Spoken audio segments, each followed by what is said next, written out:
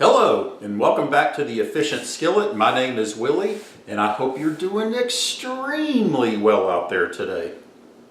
You know, I've had a lot of people ask me, Willie, how come you don't have a stove in your house? And my approach is this. I believe that today we live in an appliance-centric kitchen. So if I need a mixer, if I need a blender, a crock pot, even a small toaster oven, I can take it out, use it.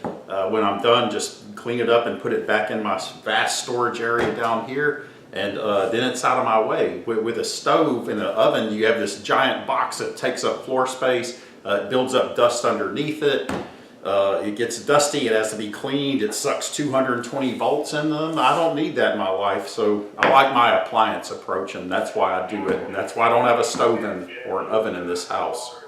Continuing in our South American excursion into cooking, today I'm going to show y'all how to make empanadas. Empanadas are basically meat pies, like apple turnovers, except they're filled with meat. And you can put chicken or beef or pork inside empanadas or other things. Pumpkin pie empanadas are common. My personal favorite, once again, is chicken, so that's what we're going to focus on today. Okay, so when it comes to making these delicious meat pies, one of the most important things is to have your crust right. It's got to be right, and it's very easy to do, and I'm going to show you how to do it right now. So the first thing you want to do is mix your dry ingredients, which consists of 2 cups of flour, all-purpose, 1 teaspoon of salt. Now take your wire whip and mix your salt and your flour together first.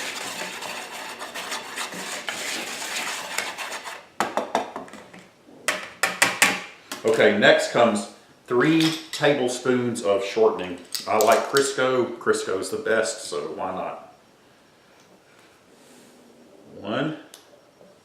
Okay, when it comes to mixing shortening with flour, something that my wife taught me that's really handy is having a pastry knife. That's what this little device is called.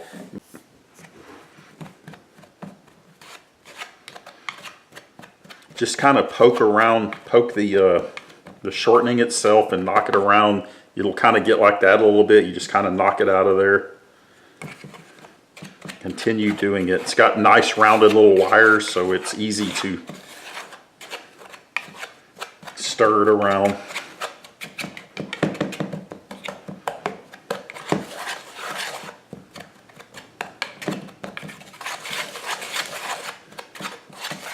Okay, so now you've successfully mixed in your shortening, your salt, and your flour together using your pastry knife. Okay, now that you've got your dry ingredients mixed together, the next thing we're going to do is mix our wet ingredients, which consists of 1/2 cup of water, 1 tablespoon of vinegar. Still has some shortening on it, that's okay. 1 egg.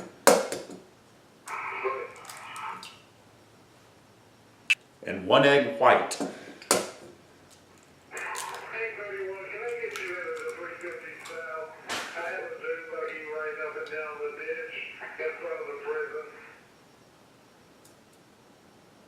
Okay, now mix your wet ingredients together.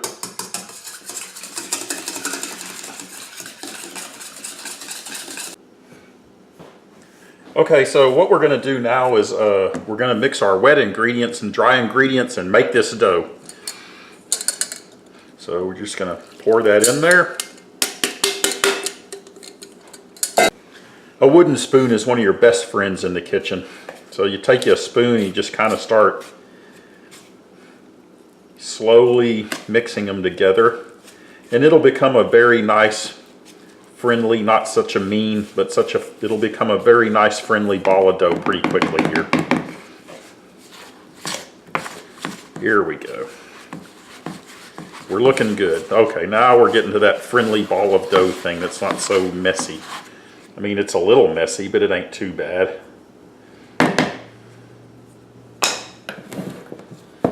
Okay, you want to have your flour handy a little bit. Put you a little bit of flour down, just not much, just a little bit. About like that. plop your dough and stuff out onto here. And you just kind of work it together like this.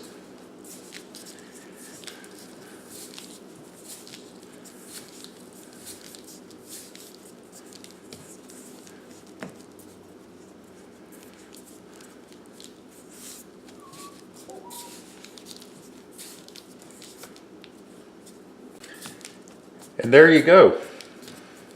This will be our empanada dough. Now what you're going to do, the next step in this whole thing is you want to take your empanada dough, you want to wrap it in plastic. Plastic wrap, that is.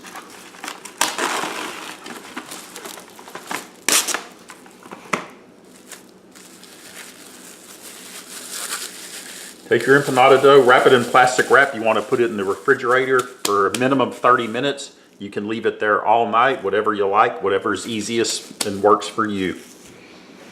Minimum 30 minutes. Okay, with our dough in the fridge, it's all in there doing what it needs to do. Now we're going to move on to the filling. So once again, I've got a boneless skinless chicken breast here, and as always, what we're going to do is trim the fat off this thing. We're going to dice it, and then we're going to put it in an electric skillet, season it up, and cook it. Okay, so what we're going to do now is you want to dice your chicken breast.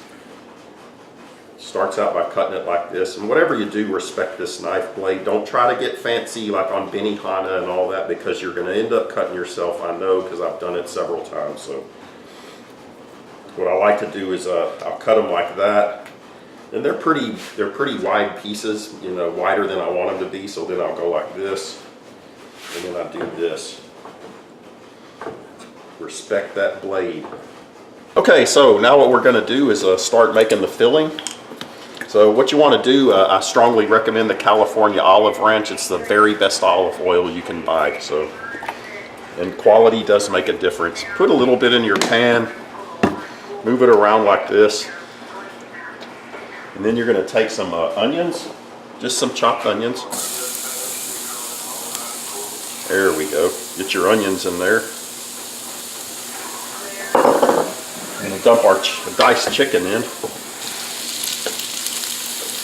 So with our chicken and onions in here, I got my electric skillet on 350, and we're gonna just kind of, this chicken, if you're not careful, it'll try to stick together on you, so you want to kind of have it broken up. Okay, now, as always, I strongly recommend the Greek seasoning. It's the best general purpose seasoning you can get. Cavender's Greek season, Livingston, H-E-B, or Walmart. Get your Greek seasoning in there.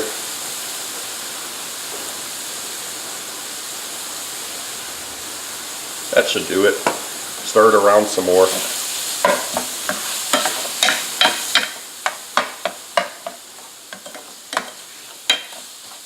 Okay, so because we want obviously our chicken to be fully cooked, at this point you're going to put your lid on your electric skillet.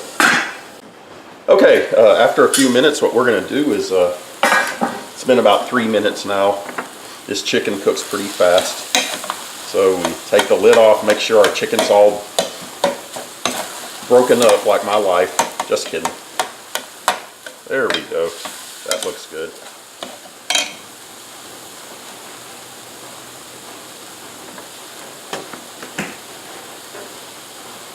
Okay, what we're going to do now is take our chicken and put it in this bowl.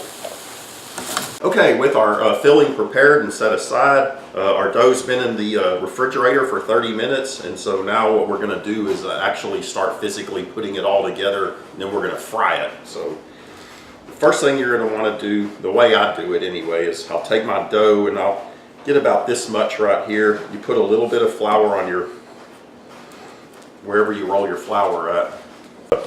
Take your dough and put a piece out there about that big, and then just start rolling. Roll it out and get it nice and thin.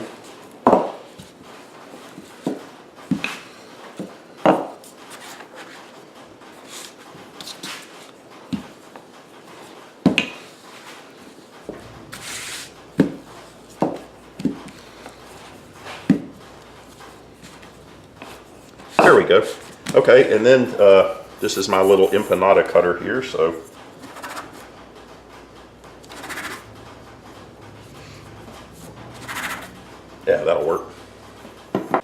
Okay, so with our empanada doughs rolled out, what you like, you know, one thing you might want to do to make it a little easier to work with is when you take your empanada dough, roll it out a little bit more before you fill it. It just makes it a little easier to do this.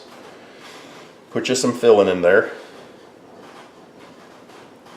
And I like to add some cheese to mine. That really livens it up a lot. So if that's what you want to do, you know, when it comes to these empanadas, you can put whatever filling you want in it. There's a favorite beef recipe or seasoning you like, you can do that. I love the chicken, it's my favorite, so that's why I'm doing this. Anyway, on this part here, you just kind of fold it with your fingers. A lot of people like to use a fork. I like to use my fingers to do it. And that is a perfect little empanada. A little long, but it's good.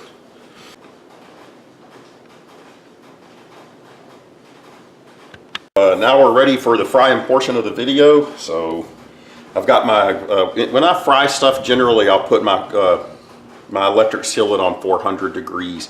Now when I cook a lot of other stuff like steamed vegetables, I'll cook it at like 250 degrees. So it just depends on what you're making. Anyway, this is canola oil. Let's drop it in and the magic happens. Okay, so now you want to turn them over. I find it real easy to use one of these things. Just see how easy that is without tearing up your empanada.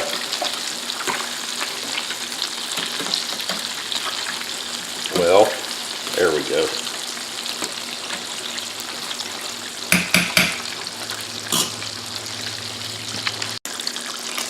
Okay, so once your empanadas are about golden brown like this, I think we're ready to take it out.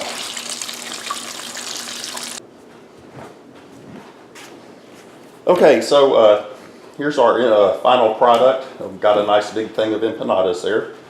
Here we go. Now typically with empanada, you eat it with your hands, but for the purpose of this video, I'm going to cut into it so we can see what it looks like inside there.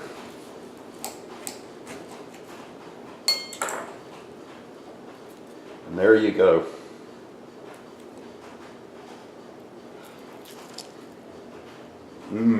Oh yeah.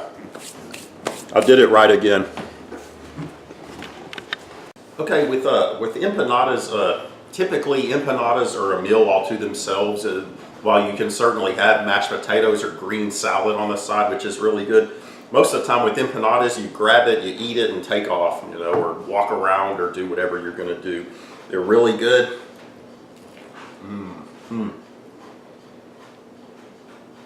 You got to get the dough right, so make sure you pay careful attention to the dough instructions.